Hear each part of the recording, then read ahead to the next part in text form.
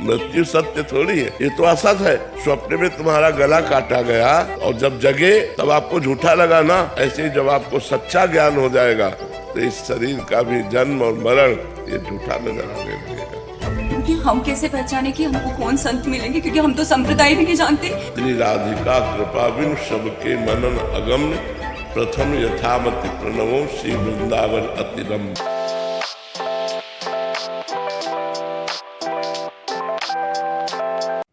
मनीष झा जी मुंबई से। राधे राधे। राधे राधे महाराज जी।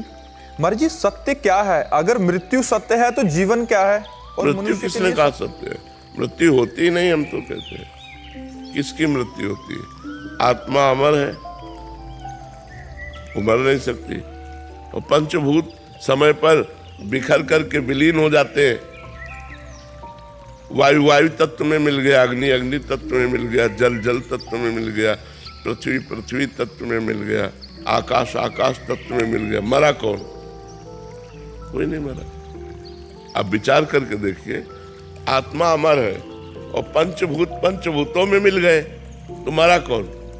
एक आकृति बिगड़ गई, उसी को हम मृत्यु कहते हैं। एक आकृति धारण कर ली, उसी को हम जन्म कहते हैं। न मृत्यु है न जन्म है, आत्मा तो निर्विकार है। ज्ञान न होने के कारण जन्म मृत्यु है, नहीं तो जन्म मृत्यु है नहीं। तो मृत्यु सत्य कैसे है? सत्य तो नारायण है, सत्य तो हरि है, सत्य तो भगवान है। मृत्यु सत्य थोड़ी है, ये तो असत है। स्वप्न में तुम्हारा गला काटा गया और जब जगे तब आपको झूठा लगा ना, ऐसे ही जब आपको सच्चा ज्ञान हो जाएगा तो इस शरीर का भी जन्म और मरण ये झूठा नजर आने लगेगा, ये असत है। उमा कहूँ मैं अनुभव अपना, सत हरि भजन जगत सब सपना। तो जगत में मृत्यु को आप सत्य कैसे कह सकते हैं? मृत्यु किसी की होती ही नहीं। जीवात्मा है, वो अजर अमर अविनाशी है। पंचभूत है, वो अपने भूतों में मिल जाते हैं, उनका भी नाश नहीं होता। तो फिर नाश किसी का हुआ ही नहीं। एक आकृति का नाश होना मृत्यु मान लेते हैं, एक आकृति का नया रूप धारण कर लेना जन्म मान लेते हैं। श्वेता जी। श्री हरिवंश। श्री हरिवंश महाराज जी। गुरुदेव, 4-5 दिन पहले की एकांतिक वार्तालाप में आपने कहा था कि नाम जप करने से भगवत प्राप्ति तो पक्का हो जाएगी, पर सेवा या धाम नहीं मिलेगा। तो महाराज जी, वैकुंठ धाम में श्री हरि जी की सेवा प्राप्त करने के लिए फिर मुझे क्या करना पड़ेगा? भगवान वैकुंठनाथ के उपासना में जो महापुरुष डूबे हुए हैं, उनसे मंत्र लीजिए। नारायण मंत्र, हरि मंत्र, जो भी मंत्र दें, उस मंत्र के प्रभाव से भगवान का दासत्व प्राप्त होता है, भगवान की सेवा प्राप्त होती है। इसीलिए 4 संप्रदाय बने हुए हैं, आचार्य परंपरा बनी हुई है। आचार्यों ने आ करके मंत्र दिए हैं, तो नाम से ही सब कुछ हो जाता है, तो फिर मंत्र क्यों मिला? सब कुछ का मतलब आपका कल्याण हो जाएगा, आपके पाप नष्ट हो जाएंगे, आपको गुरु की प्राप्ति होगी नाम जप से। और जब गुरु मंत्र देंगे तो मंत्र के प्रभाव से भगवान के दासत्व की प्राप्ति होती। नहीं तो जैसे गोपी भाव है, दास्य भाव है, सख्य भाव है, वात्सल्य भाव है, सहचरी भाव है, इन भावों की प्राप्ति मंत्रों से होती है। इसीलिए गुरु मंत्र लिया जाता है। आचार्य परंपरा बनी हुई है कि हम आचार्य के शरणागत किसी संत से गुरुदेव को मान करके जब गुरु मंत्र लेते हैं और उसको जपते हैं, तो हम उसी भाव को प्राप्त हो जाते हैं। क्योंकि हम कैसे पहचाने कि हमको कौन संत मिलेंगे, क्योंकि हम तो संप्रदाय भी नहीं जानते। आप नाम जप की, केवल नाम जप कीजिए, वो आपको मिला देगा, वो आपको पहुंचा देगा, या तो गुरु को बुला देगा या आपको गुरु के पास पहुंचा देगा। नाम जप करो, निष्ठापूर्वक नाम जप करो, राधा राधा राधा राधा, वो सब आपको मार्ग पूर्ण कर देगा। प्रतीक भाटिया जी, दिल्ली। राधे राधे। श्री हरिवंश। श्री हरिवंश महाराज जी। महाराज जी, यदि हमारा वृंदावन का कोई भी संकल्प भी ना हो आने का और मिलने का भी कोई संकल्प ना हो, बट अचानक ऐसी परिस्थिति बन जाए कि हम वृंदावन आ जाएं और आपके दर्शन भी हो जाएं, संतों के दर्शन हो जाएं, तो इसका क्या अर्थ समझना? श्री जी की कृपा, श्री राधिका कृपा बिन सबके मनन अगम्य, प्रथम यथामति प्रणवो श्री वृंदावन अतिरम्य। अगर वृंदावन आए हो, साधु समागम मिले, तो कृपा, बहुत कृपा। जीवन में ये कृपा ही हमको उठाती है। हमारा लक्ष्य नहीं है, लेकिन हमको भगवान के मार्ग में चलने का अवसर मिल गया। एक कृपा, संत ने वचन कहे, हमारे दिमाग में वो वचन लग गए, हम नाम जप करने लगे, भगवत आराधना करने लगे। एक कृपा, भगवान की अहेतु की कृपा, उसी कृपा के द्वारा ये सब होता है। कनिका जी। श्री हरिवंश। श्री हरिवंश महाराज जी। महाराज जी, आपके चरणों में कोटि कोटि प्रणाम। गुरुदेव, ये तो हमें पूर्ण विश्वास है कि आप अपने सब शिष्यों को जानते हैं, लेकिन गुरुदेव हमें तो इसकी अनुभूति नहीं होती। उस अनुभूति को हम कैसे प्राप्त करें? मंत्र जप करो, जो आपको गुरु मंत्र मिला है उसे जप करो, तो आपको यही अनुभव होगा कि प्रतिपल गुरुदेव की सबसे ज्यादा कृपा हमारे ऊपर है। जब मंत्र जपोगे तो मंत्र में जब आनंद की अनुभूति होती है तो गुरुदेव दिमाग में छाए रहते हैं, क्योंकि गुरुदेव ने ही तो मंत्र दिया है। तो गुरुदेव की कृपा से मंत्र और मंत्र की कृपा से आनंद, तो इसलिए जय गुरुदेव भगवान की। वो हमारे दिमाग में छाए रहते हैं और बार बार हमारा मन उनके चरणों में लौटता रहता है कि आप कृपा न करते तो ये सुख हमें न मिलता। हे गुरुदेव भगवान, धन्य है जो आप कृपा करके मिले हमें। बार बार वो बलिहार होता है, बार बार शरणागत होता है, बार बार गुरु की जय मनाता है। जब गुरु मंत्र के द्वारा आनंद की अनुभूति होती है तो खूब गुरु मंत्र जपो, अच्छे आचरण करो, तो गुरु कृपा का अनुभव हो जाएगा। गुरुदेव, जितना हम गुरु मंत्र जपेंगे उतना गुरु हमें ज्यादा जानेंगे। हाँ, उतने गुरु से प्रियता होने लगेगी। प्रेम, प्रेम का स्वरूप होता है अपने प्रियतम के बिना, अपने प्यारे के बिना जी न पाना। तो यही गुरुदेव बैठे रहते हैं, गुरुदेव दूरी थोड़ी रहते हैं, ये दिमाग में बैठे रहते हैं। आज्ञा चक्र में ऐसा लगता है कि हमारे गुरुदेव भगवान विराजमान है।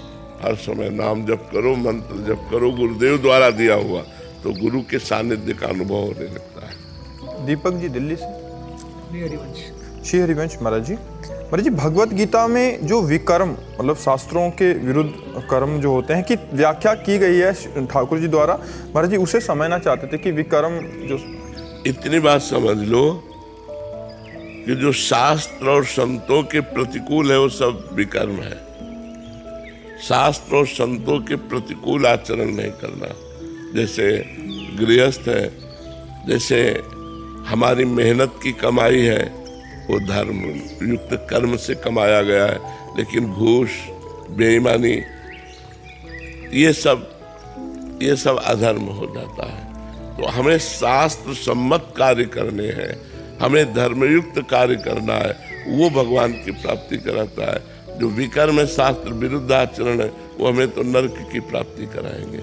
धर्म विरुद्ध, कानून विरुद्ध आचरण करने पर हमारी दुर्गति हो जाएगी। समझ पा रहे हैं आप? तो शास्त्रों का स्वाध्याय करो, संतों की वाणी सुनो, उससे तुम्हें पता चलेगा क्या करना चाहिए, क्या नहीं करना चाहिए।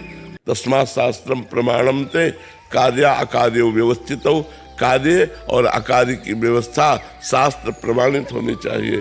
तो शास्त्रों का स्वाध्याय करो, संतों का संग करो, तो तुम्हें खुद ज्ञान हो जाएगा क्या करना चाहिए, क्या नहीं करना चाहिए। और हम सबसे बढ़िया बात बताते हैं कि भगवान आपके हृदय में बैठे हैं। जब आप कुछ भी गलत करना चाहते हो तो आपको संकेत कर देते हैं, ये गलत है, मान जाओ वही बात। पर वो बात हम नहीं मानते, तब चलो संतों की बात मानो, शास्त्र की बात मानो। नहीं तो भगवान सबके हृदय में बैठे हैं। जहाँ हम गलत करना चाहेंगे वहाँ हमारे अंदर प्रेरणा आती है, ये गलत कार्य है, मुझे नहीं करना चाहिए, फंस जाओगे। पर हम वो बात नहीं मानते और मनमानी आचरण कर बैठते हैं। सी वर्मा जी, पंजाब पटियाला से। राधे राधे महाराज जी। महाराज जी, आपके चरणों में कोटि कोटि प्रणाम। महाराज जी, श्री कृष्ण के चरणों में समर्पण करने का वास्तविक अर्थ क्या है? तन, मन, प्राण, इंद्रियां, ये सब कृष्णाकार हो जाए। हमारे जो अहंकार वृत्ति शरीर पर है, संपत्ति पर है, नाना प्रकार की भोग विलासिता पर है, वो वृत्ति भगवान के चरणों में समर्पित हो जाए और ऐसी गाढ़ वृत्ति कृष्णाकार हो कि कृष्ण के सिवा और कुछ स्मृति न रहे। जैसे महापूज्या ब्रज की गोपी बेचने जा रही है दही, विक्रेतु कामाखिल गोप कन्या मुरारी पादार्पित चित्त वृत्ति दध्याधिकम मोह वसादवोचद गोविंद दामोदर माधवेति। वो बेचने जा रहे हैं दही और बोलना चाहते कोई दही ले ले दही, पर मुख से निकलता है कोई गोविंद ले ले, कोई दामोदर ले ले, कोई माधव ले ले। जब हमारा मन, हमारी चित्त की एक एक वृत्ति कृष्णाकार हो जाए, तब समझना चाहिए कि श्री कृष्ण के चरणों में हमारा पूर्ण समर्पण हो गया है। किंचन मात्र मृत्यु तक का भय न रह जाए।